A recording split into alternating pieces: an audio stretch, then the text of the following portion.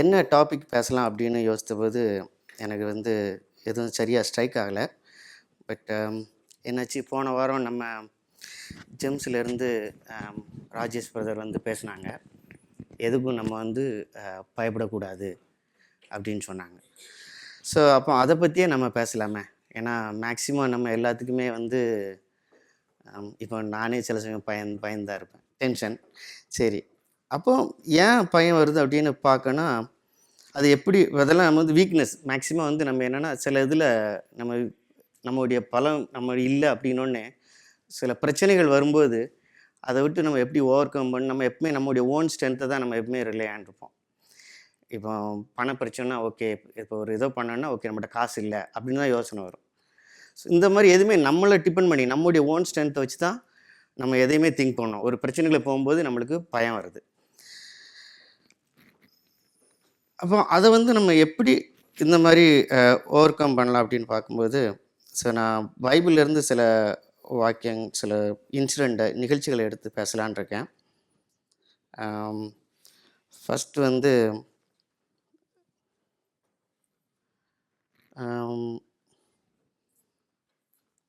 1 Samuel chapter 16. Okay, அதில் முதல்ல இருந்து வாசிப்போமா? நோக்கி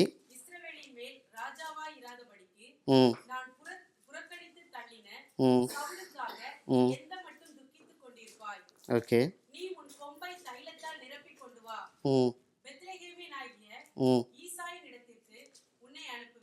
ஓகே,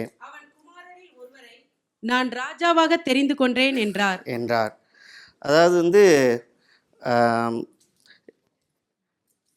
சாமுவேல் வந்து எதுக்கு சவுலை ராஜாவாக்கணும்னு ரொம்ப வருத்தத்தில் இருந்தார். ஏன்னா அவன் வந்து கர்த்தனுடைய காரியங்களை செய்யாமல் விலகி போயிட்டு இருந்தான்.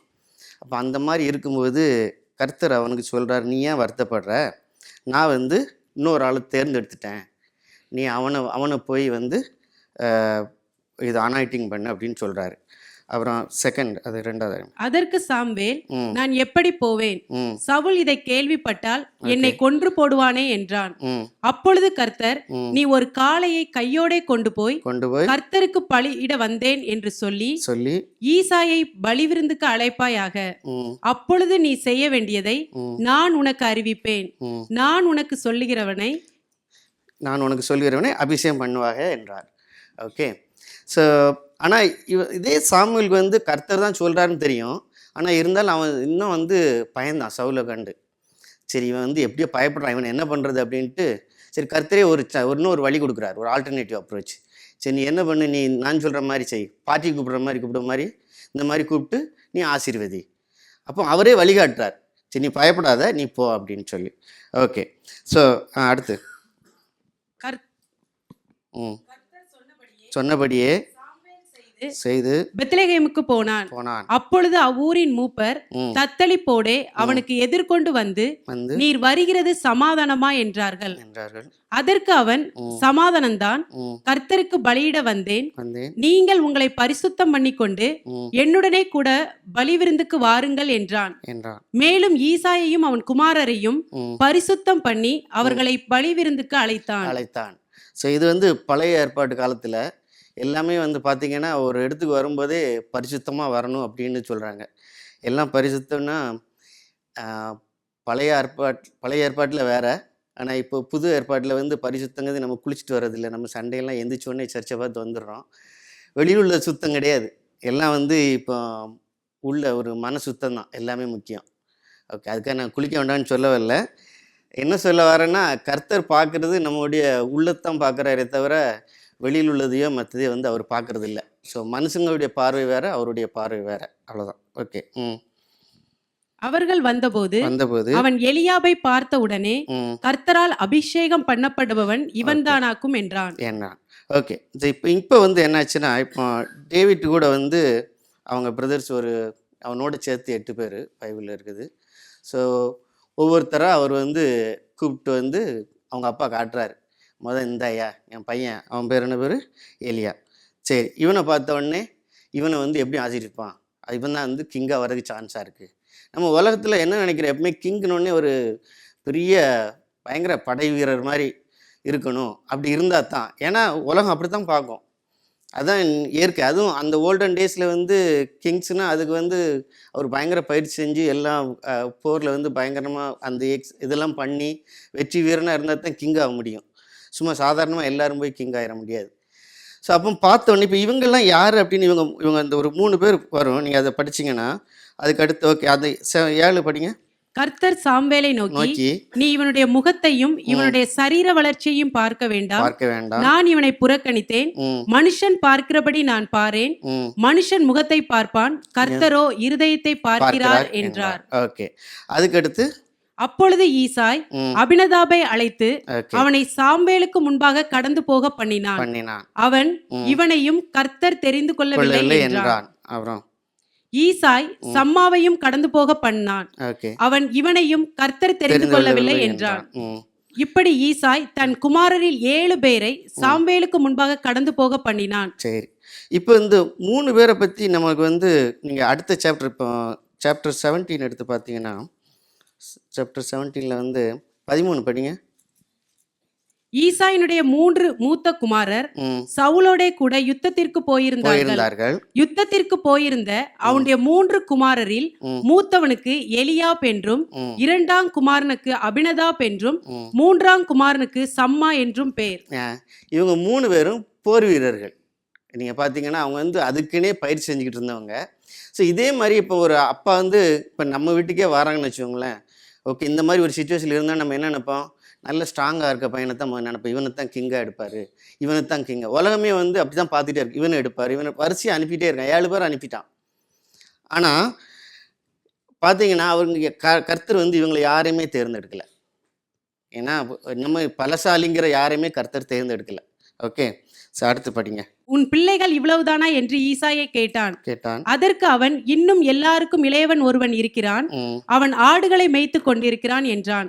அப்பொழுது சாம்வேல் ஈசாயை நோக்கி, ஆள் அனுப்பி அவனை அழைப்பி, அவன் இங்கே வருமட்டும் நான் பந்தியிருக்க மாட்டேன் என்றான்.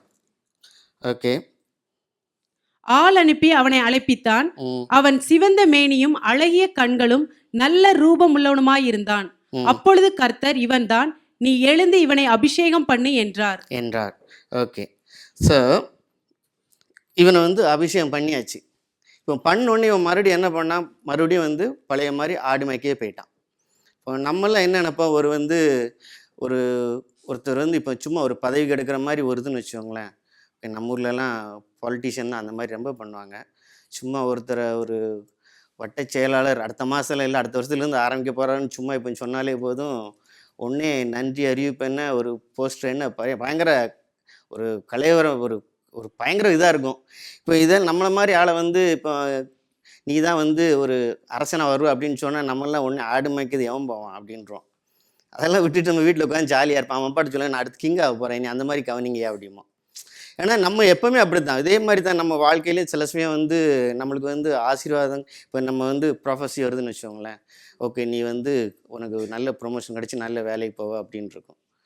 ஆனால் நடக்கிற நிகழ்ச்சி வந்து உடனே வந்து நம்ம டக்குன்னு வந்து அங்கே போயிட மாட்டோம். சில சமயம் ஜாப் கூட நம்மளுக்கு லாஸாக இருக்கும். ஆனால் ஏன் அப்படி நடக்கு, அப்படி இல்லை அந்த மாதிரி ஏன் போகிறோம் அப்படிங்கிறது பின்னால் போகும்போது தெரியும். நான் அது என்னன்னு சொல்கிறேன். ஓகே, ஸோ அதாவது உலகத்தில் இப்போ இதெல்லாம் பார்த்தீங்கன்னா எல்லாருமே இவனுடைய வீக்னஸ் தான் பார்க்குறாங்க. இவன் வந்து இதுக்கு லாயக்கு இல்லை, இவன் வந்து இதுக்கு பண்ண முடியாது. பொதுவாக எல்லாருமே வந்து நம்மளே சில சமயம் ஒதுக்கி வச்சுருக்கோம். ஏன்னா இவனுக்கு இது லாயக்கு இல்லை, வீக்னஸ்ஸு. ஸோ இதே மாதிரி வீக்னஸ் தான் நம்ம பார்ப்போமே தவிர அவனுடைய ஸ்ட்ரென்த்தை யாருமே பார்க்குறது இல்லை. ஓகே, ஸோ அது மட்டும் இல்லை, இவனை வந்து இப்போ நீங்கள் பார்த்தீங்கன்னா அவன் பெற்றோரே வந்து அவனை வந்து இதாக நினைக்கல, ஒரு அரசனாக கூட நினைக்கல, வீட்டில் ஒரு மனுஷனாக கூட நினைக்கல. ஃபஸ்ட்டு சொல்ல போனால் எல்லாரையும் கூப்பிட்டு வந்தார். அவர் ஒரு பையன் இருக்கான்னு கூட சொல்ல, அவர் ஆசீர்வதிக்கார் அரசனா அப்படிங்கிறது ரெண்டாவது. பட் அவங்க பேரண்ட்ஸே வந்து அவனை வந்து ஒரு இதாகவே அவனை கண்டுக்கல. ஸோ அவன் ஏதோ ஒரு பையன், அவ்வளோதான். அந்த மாதிரி தான் அவனுக்கு ஒரு மரியாதை இருந்துச்சு. எல்லாராலையும் ஒரு ஒதுக்கப்பட்டவன் தான், ஒரு பலவீனமானவன். அதுதான் நான் சொல்ல வரேன். இதில் நீங்கள் பார்த்தீங்கன்னா அந்த இதில் எந்த ஒரு ஸ்ட்ரென்த் வந்து அவங்க அண்ணன் தம்பி 3 பேர் சொல்லும்போது அவங்களுக்கு உண்டானது எதுவுமே இவன்கிட்ட கிடையாது. ஸோ இவன் அந்த மாதிரி தான் ஒதுக்கி வச்சுருந்தாங்க. ஒரு பலவீனமானவன் அப்படின்னு உலகத்தாரோட ஒரு ஒதுக்கப்பட்டவன் அந்த மாதிரி தான். ஆனால் கர்த்தர் தான் அவனை தேர்ந்தெடுக்கிறார். ஓகே, அந்த மாதிரி ஆளை தான் தேர்ந்தெடுக்கிறார். சரி, இப்போ வந்து சாப்டர் 17 வாங்க. அந்த 3-4 படிங்களேன். பெலிஸ்தர் அந்த பக்கத்தில் ஒரு மலையின் மேலும் இஸ்ரவேல் இந்த பக்கத்தின் ஒரு மலையின் மேலும் நின்றார்கள். அவர்களுக்கு நடுவே பள்ளத்தாக்கு இருந்தது.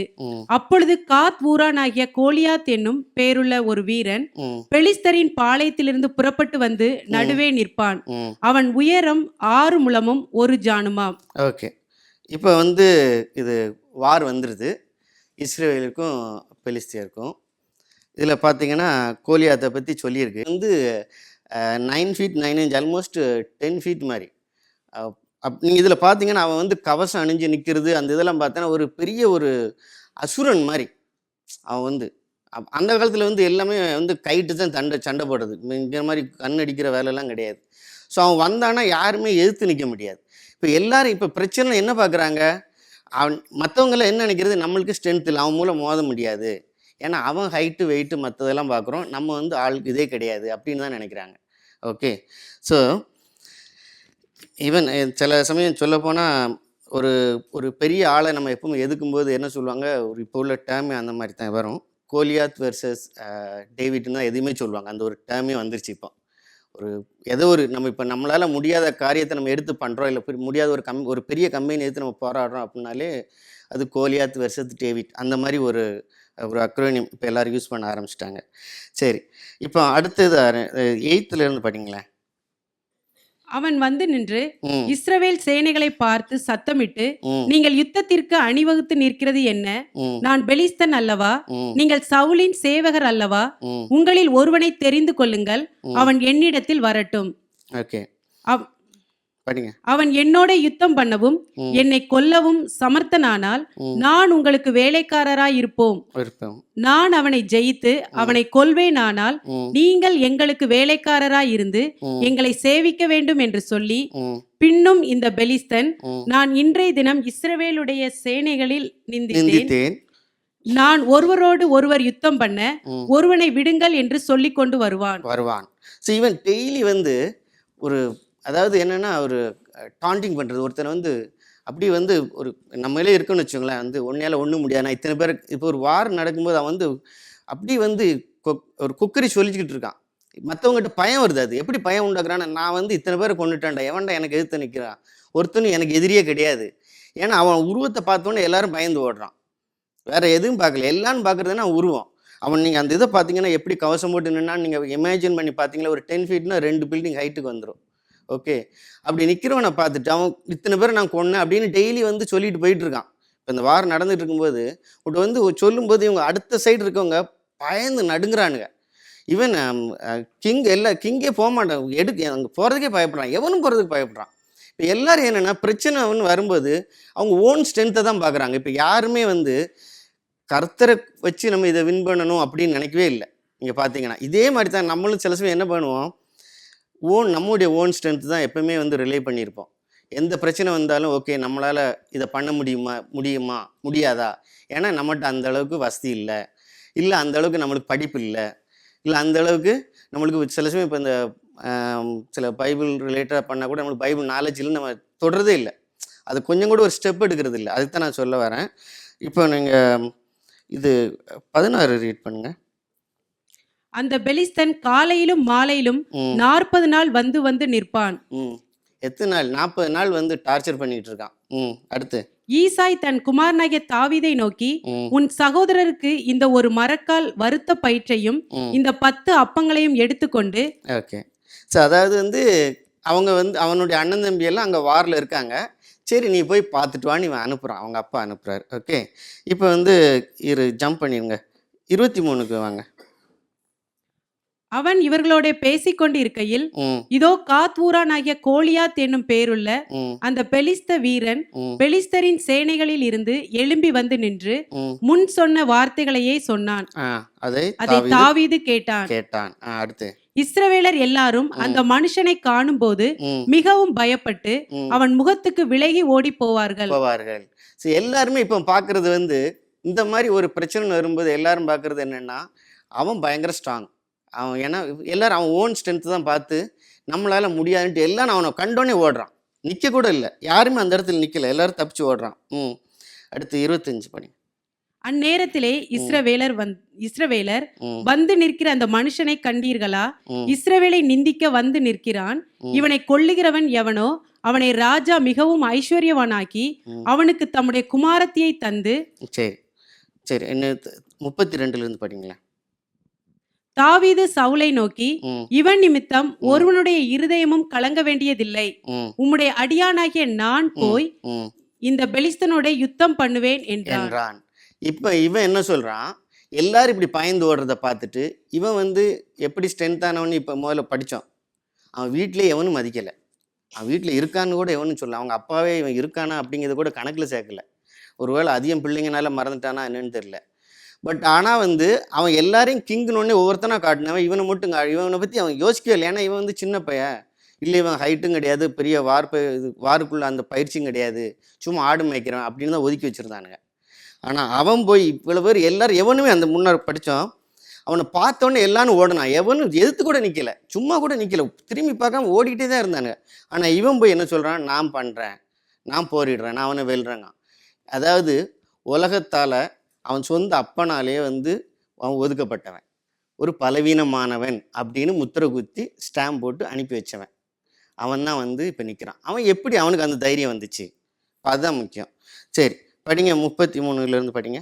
அப்பொழுது சவுல் தாவீதை நோக்கி, நீ இந்த பெலிஸ்தனோட எதிர்த்து யுத்தம் பண்ண உன்னால் ஆகாது, நீ இளைஞன், அவனோ தன் சிறுவயது முதல் யுத்த வீரன் என்றான். தாவீது சவுலை பார்த்து, உம்முடைய அடியான் என் தகப்பனுடைய ஆடுகளை மேய்த்து கொண்டிருந்த போது ஒரு விசை ஒரு சிங்கமும் ஒரு விசை ஒரு கரடியும் வந்து மந்தையில் இருக்கிற ஒரு ஆட்டை பிடித்து கொண்டது.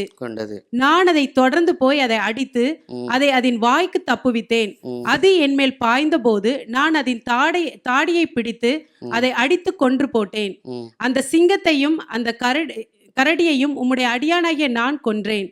விருத்த சேதனம் இல்லாத இந்த பெலிஸ்தனும் அவைகளில் ஒன்றை போல இருப்பான். அவன் ஜீவனுள்ள தேவனுடைய சேனைகளை நிந்தித்தானே என்றான். அடுத்து 37 படிங்க. பின்னும் தாவீது, என்னை சிங்கத்தின் கைக்கும் கரடியின் கைக்கும் தப்புவித்த கர்த்தர் இந்த பெலிஸ்தனுடைய கைக்கும் தப்புவிப்பார் என்றான். ஸோ அவன் வந்து என்ன சொல்றான்? நான் சொன்னல முந்தி அந்த ஒரு இது கிடைச்ச உடனே அனாயிட்டிங் அப்புறம் அவன் ஆடு தான் மேய்ச்சிட்டு இருந்தான். அந்த அனாயிட்டிங் அப்புறம் தான் கர்த்தருடைய இது பிரச்சனை எல்லாமே அவனோட இருந்தது. இப்போ இந்த இன்பிட்வீன் பீரியடில் தான் இதெல்லாம் நடந்திருக்கு. அவன் ஆடு மேய்க்கும் போது சிங்கம் வந்தது, கரடி வந்தது, எல்லாத்தையும் அவன் ஆட்டை எப்படி காப்பாற்றினான். அவனுக்கு வந்து கர்த்தர் இருந்ததுனால எதை கண்டும் பயம் இல்லை அவன். ஏன்னா சிங்கத்தை பார்த்து கூட அவன் பயப்படல. அவன் சாதாரண மனுஷனை பார்த்து பயப்படுவானா என்ன? ஸோ இதெல்லாம் கொண்டுனால அவன் சொல்கிறான், என்னை முந்தி வந்து கர்த்தர் என்னை தப்புவித்தார். எந்த பொல்லாங்கு இருந்தாலும் அவர் என்னோடு இருந்ததுனால என்னை தப்புவித்தார். கண்டிப்பாக இதில் என்னை தப்புவிப்பார். அதான், அதாவது கர்த்தர் அவனோடு இருக்கார் அப்படிங்கிறத அவன் தெரிஞ்சுக்கிட்டான். ஏன்னா இதுக்கு முந்தி அதை எக்ஸ்பீரியன்ஸும் பண்ணியிருக்கான். ஓகே, இப்பவும் அவன் நம்புகிறான், கண்டிப்பாக கர்த்தர் தான் இதை என்னை இது பண்ணுவார் அப்படின்னு நம்புகிறான். அதுதான் அதில் வந்து இது சரி படிங்க. அப்பொழுது சவுல் தாவீதை பார்த்து, போ, கர்த்தர் உன்னுடனே இருப்பாராக என்றான். முடிஞ்சது. சரி, இப்போ எப்படி இதில் அவன் வந்து கோலியாத்தை கொன்னான் அப்படிங்கிறது நம்மளுக்கு தெரியும். ஓகே, பெருசாக ஒன்றும் இல்லை. நம்ம ஊர் பாணியில் சொல்ல போனால் இந்த குறவன் குருவி கல் அடிச்சுறது தான். அது மிஞ்சி போனால் குருவி அடிப்பான், ஏதாவது அடிச்சிருப்பானா இருக்கும். ஆனால் வந்து யோசித்து பாருங்கள், இவன் வந்து ஒரு பெரிய ஒரு வீரனை வந்து எல்லான்னு கண்டு ஓடும்போது இவன் ஒரு பலவீனமானவன் எல்லாரும் ஒதுக்குன ஒருத்தன், எந்த பயமும் இல்லாமல். ஏன்னா அது அவனுக்கு அந்த காரணம் என்னென்னா கர்த்தர் அவனோடு இருந்தார். இதுக்கு முந்தால எல்லா காரியங்களும் அவன் பார்த்துருக்கான். ஆனால் நம்மளும் சில சமயம் இதே மாதிரி சில அனுபவங்கள் இருந்திருக்கும். ஆனால் நம்ம சில சமயம் மறந்துடுவோம். நம்ம சில பிரச்சனைக்குள்ளே போயிருப்போம், அதெல்லாம் கர்த்தர் நம்மளுக்கு நிவர்த்தி செஞ்சுருப்பார். ஆனால் அதெல்லாம் நம்ம மறந்துடுவோம். ஆனால் அப்படி இருக்கக்கூடாது. அதெல்லாம் ஞாபகம் வச்சுட்டு நம்ம வாழ்க்கையில் முன்னேறலாம். ஆனால் இவன் அதே மாதிரி இவன் என்ன பண்ணான்? ஒரு சின்ன கவுன் வச்சுட்டு தான் இது பண்ணான். நான் இதில் வந்து நினைக்கிறது என்னென்னா, அவன் பயங்கர ப்ரில்லியண்ட் அதனால் போட்டு இது பண்ணிட்டான் அப்படிங்கிறதெல்லாம் கிடையாது. அதாவது நம்ம என்ன பண்ணால், நம்ம அந்த கவுன் எடுத்து எரியிற மாதிரி சும்மா எரியணும். நம்மளுடைய வேலை வந்து என்னென்னா, அந்த பயம் இல்லாமல் ஒரு காரியங்களை செய்யணும். அதுக்கு தான் நான் சொல்ல வரேன். அதுக்கு ஒரே ஒரு இது என்னென்ன நம்ம மனசில் எப்பவுமே இருக்குது வந்து, கர்த்தர் நம்மளோடு இருக்கிறார் அப்படிங்கிற அந்த எண்ணத்தோடு தான் லைஃப்பை மூவ் பண்ணணும். நீங்கள் குறிபார்த்து அடிக்கணும்னு அவசியம் இல்லை. இதில் எனக்கு தெரிஞ்சு நான் திங்க் பண்ணுறது என்னென்னா, நான் என்னுடைய அண்டர்ஸ்டாண்டிங் என்னென்னா, இவன் சும்மா கவுன் எடுத்து தெரியணும், இதுதான் அவனுடைய வேலை. அதுக்கு மேலே வந்து கர்த்தருடைய வேலை தான். கரெக்டாக பார்த்து அவனை அடிக்கிறது வந்து கர்த்தருடைய வேலை.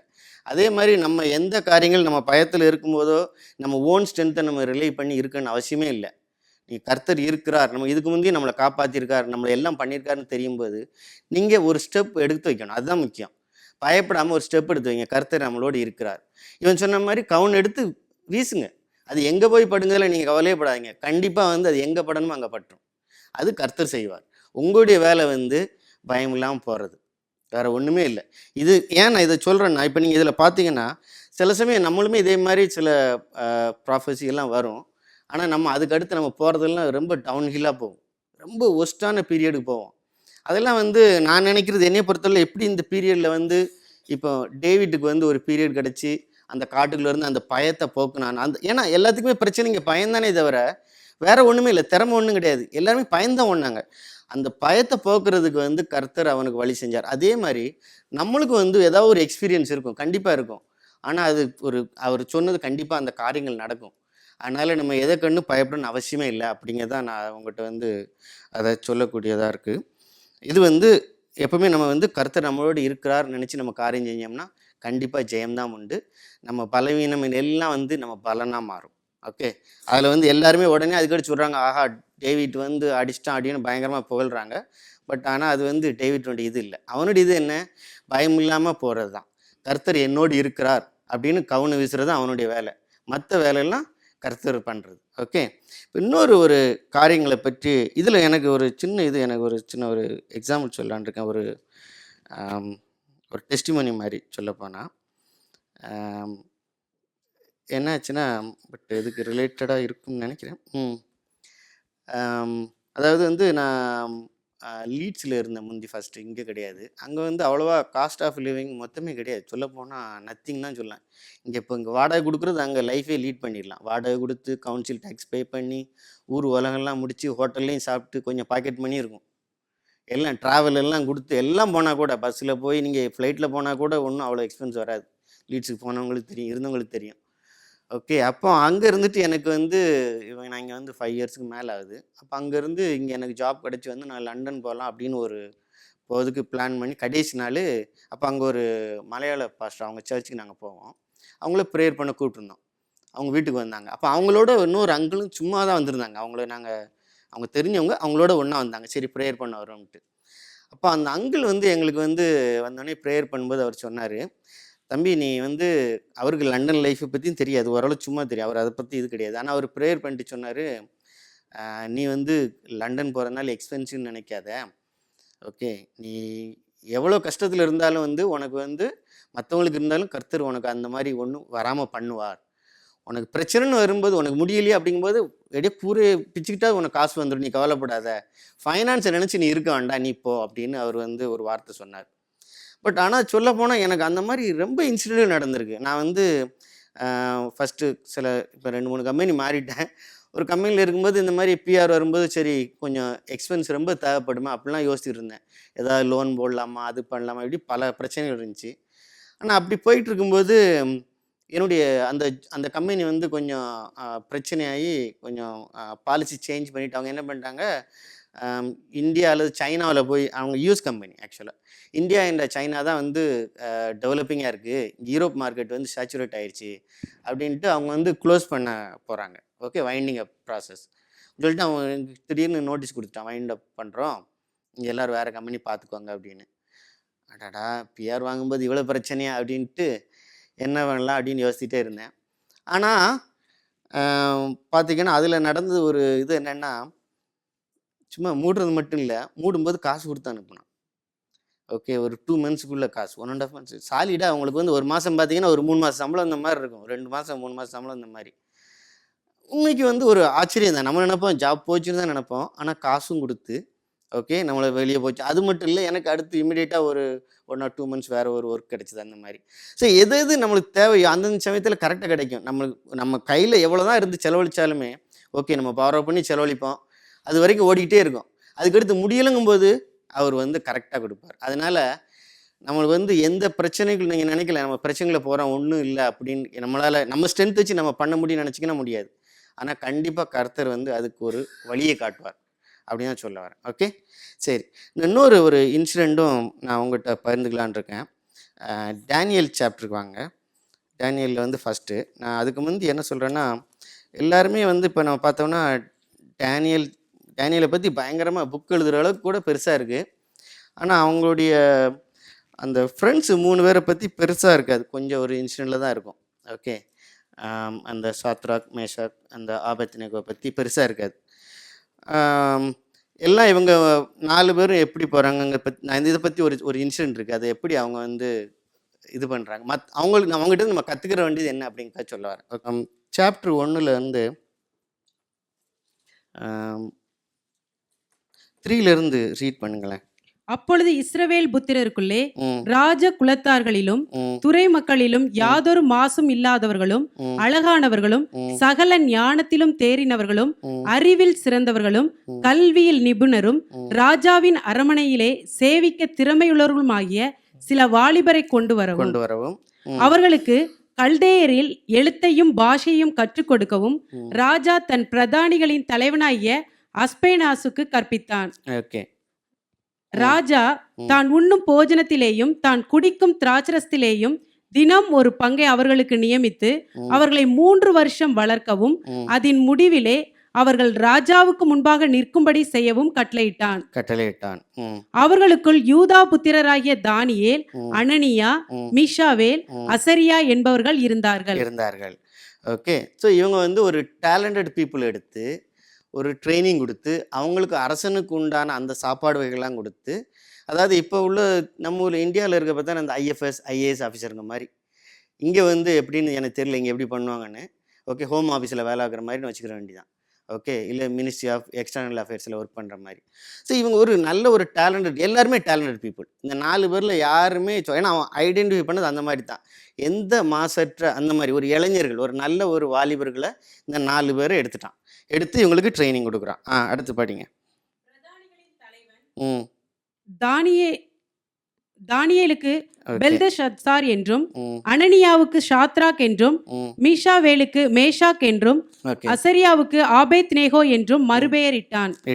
தானியேல் ராஜாவின் போஜனத்தினாலும் அவர் பானம் பண்ணும் திராட்சரசத்தினாலும் தன்னை தீட்டுப்படுத்தலாகாதென்று தன் இருதயத்தில் தீர்மானம் பண்ணிக்கொண்டு தன்னை தீட்டுப்படுத்தாதபடி பிரதானிகளின் தலைவனிடத்தில் வேண்டிக் கொண்டான். யார் வேண்டிக் கொண்டா? யாரு சார் பார்த்தீங்கன்னா சொல்லுங்க, மறுபடி படிங்க 8 மட்டும். தானியேல் ராஜாவின் போஜனத்தினாலும் அவர் பானம் பண்ணும் திராட்சரசத்தினாலும் தன்னை தீட்டுப்படுத்தலாகாதென்று தன் இருதயத்தில் தீர்மானம் பண்ணிக்கொண்டு தன்னை தீட்டுப்படுத்தாதபடி பிரதானிகளின் தலைவனிடத்தில் வேண்டிக் கொண்டான். தானியேல் சொல்றான், ஓகே, என்னை தீட்டுப்படுத்தக்கூடாது, அதனால எனக்கு வந்து ஒரு எக்ஸம்ஷன் கொடுங்கன்றான். ஓகே. இந்த 4 பேரும் குரூப்பாக தான் இருக்கிறாங்க. ஓகே. இந்த ட்ரைனிங்க்கு போகிறாங்க. ஆனால் இவன் வந்து சொல்கிறான், ஐயா நாங்கள் இதில் இது பண்ணிக்கிட மாட்டோம், ஆனால் நீங்கள் சொல்கிற எல்லா காரியங்களுக்கும் நாங்கள் தகுதிப்படுத்திக்கிடுவோம் அப்படின்னு அவன் பின்னால் சொல்கிறான். நீங்கள் அதில் பார்த்தீங்கன்னா அதுக்கு அடுத்து பார்த்தீங்கன்னா, தேவன் தானியேலுக்கு பிரதானிகளின் தலைவனிடத்தில் தயவும் இரக்கமும் கிடைக்கும்படி செய்தார். ஸோ இவன் கேட்குறான், தேவன் வந்து அவன் மூலம் தயவு கிடைக்க செய்கிறார். ஓகே. ஸோ இப்போ இவங்க 4 பேர் இருந்தாலும் எப்போ பார்த்தாலும் தானியேல் தான் நின்று பேசுகிறான், எங்களுக்கு ஒரு எக்ஸம்ஷன் கொடுங்க. ஓகே. ஏன்னா ஒரு குரூப்பாக இருக்கும்போது சிலவங்க இந்த லீடர் மாதிரி, ஸோ இவர் தான் லீடர் மாதிரி அந்த குரூப்புக்கு, ஒரு பேக் ஆஃப் லீடர்னா இது அந்த இதுக்கு பார்த்தீங்கன்னா இவர் தான் லீடர். ஓகே. சரி. இதுக்கப்புறம் 8 படிங்களேன். 8 வந்து படிச்சிட்டோம். ஓகே. 9 ஓகே முடிஞ்சது. சாப்டர் 2 வாங்க. சாப்டர் 2ல் 48 and 49 ரைட் பண்ணுங்க.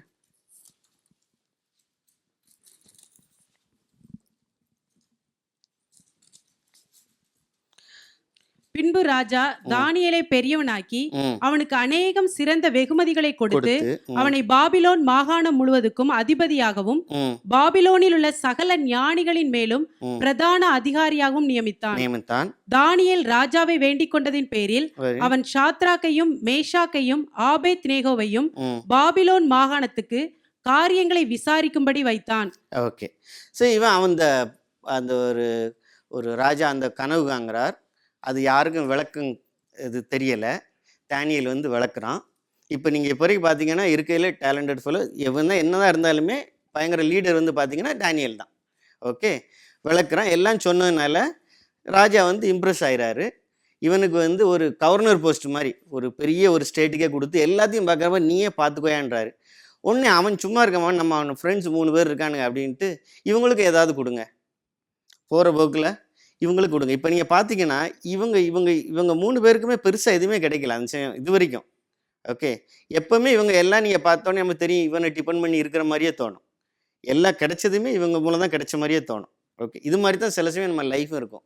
இப்போ நம்ம ஃபேமிலியாக இருக்கட்டும், இல்லை பிஸ்னஸாக இருக்கட்டும், எப்போவுமே ஒருத்தரை டிபெண்ட் பண்ணியே நம்ம இருக்கிற மாதிரி தான் நம்ம நினைப்போம். ஸோ நம்ம என்ன நினைப்போம், நம்மளுக்கு அவ்வளோ இது கிடையாது அப்படின்னு நினைப்போம். அவங்கள டிபெண்ட் பண்ணியே நம்ம லைஃப் ஓட்டிகிட்டு இருப்போம். ஓகே, சரி.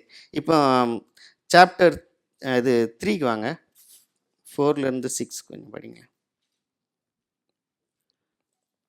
கட்டியக்காரன் உரத்த சத்தமாய், சகல ஜனங்களும் ஜாதிகளும் பாஷைக்காரருமானவர்களே, உங்களுக்கு அறிவிக்கப்படுகிறது என்னவென்றால், எக்காலம், நாதஸ்வரம், கிண்ணரம், வீணை, சுரமண்டலம், தம்புரு முதலான சகலவித கீதவாத்தியங்களின் சத்தத்தை நீங்கள் கேட்கும்போது நீங்கள் தாழ விழுந்து ராஜாவாகிய நேபுகாத் நேச்சார் நிறுத்தின பொற்சிலையை பணிந்து கொள்ள கடவீர்கள்.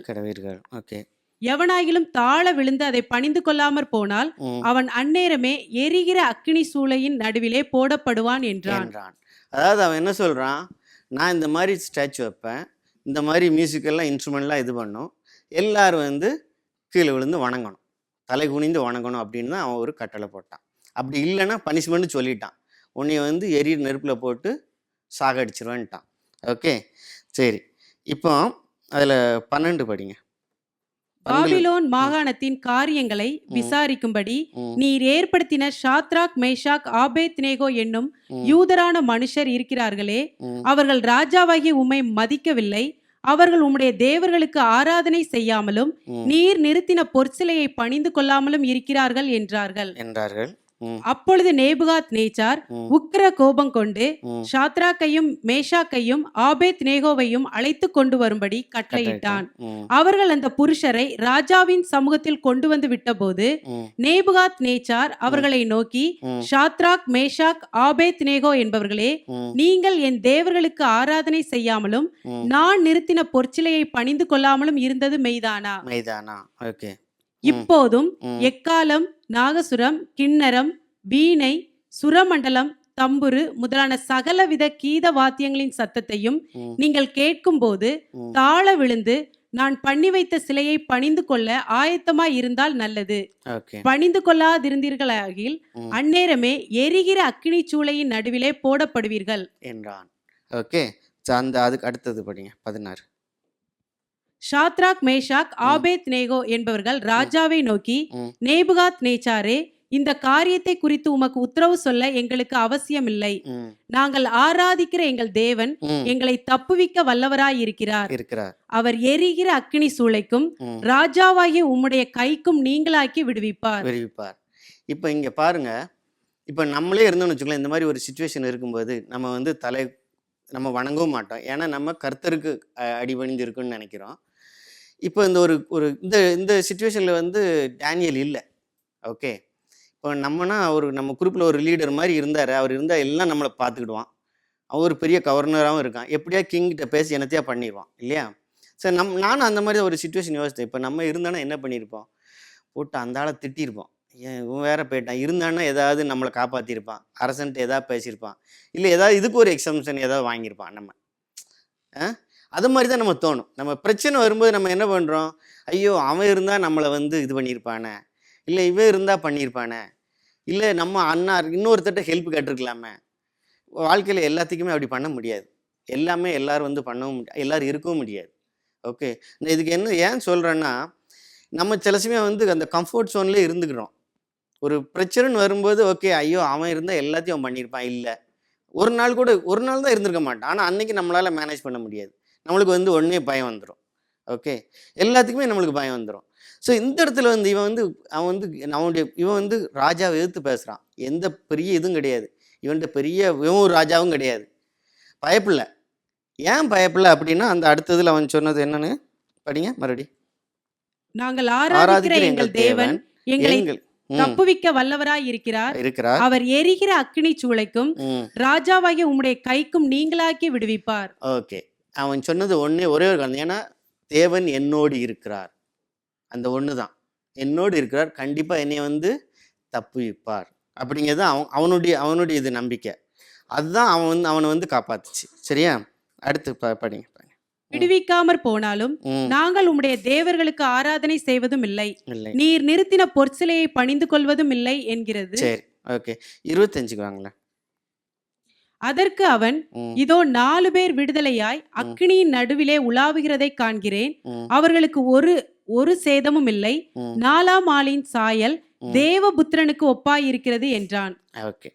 இப்போ நீங்க இதுல பாத்தீங்கன்னா அந்த ஒரு பிரச்சனைன்னு வந்துருச்சு. ஒரு சிச்சுவேஷன், இவனை வந்து உள்ள நெருப்புல தூக்கி போட போறாங்க. இப்போ நம்மளும் சில சமயம் என்ன செய்வோம், இந்த மாதிரி ஒரு ஒரு ஒரு சுச்சுவேஷனில் வந்து நம்ம வந்து நம்மளால் எதுவுமே பண்ண முடியாது. ஓகே. பட் ஆனால் அவங்க வந்து எப்பவுமே நினச்சது என்னென்னா, தேவன் நம்மளோட இருக்கார், தப்பிக்க வல்லவர் அப்படின்னு அந்த ஒரு நம்பிக்கை இருந்துச்சு. அதே மாதிரி இவங்க உள்ளதுக்கு போட்டாங்க நெருப்பில். தூக்கி போட போன அந்த போர் வீரர்களே வந்து எரிஞ்சு போனாங்க. நல்லா யோசித்து பாருங்கள், போர் வீரர்களே எரிஞ்சு போனாங்கன்னா கண்டிப்பாக இவங்களுக்கு ஒரு காயம் எப்படியாவது வந்திருக்கும்.